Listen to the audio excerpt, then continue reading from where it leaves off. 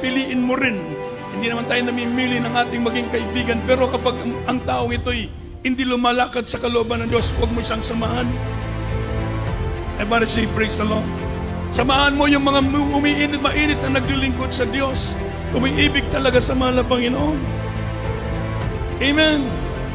Pag hindi matino, mga minamahal, advice ko sa inyo, huwag nyo talagang samahan. Dahil mapektuhan ang inyong paglilingkod sa Diyos.